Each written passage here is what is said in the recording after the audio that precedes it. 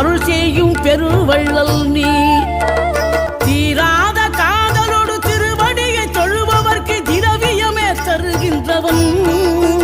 நீதாராள உள்ளமோடு தவக்கோலம் கொண்டு பெறும் தார்மீக பொருள் தந்தவன்.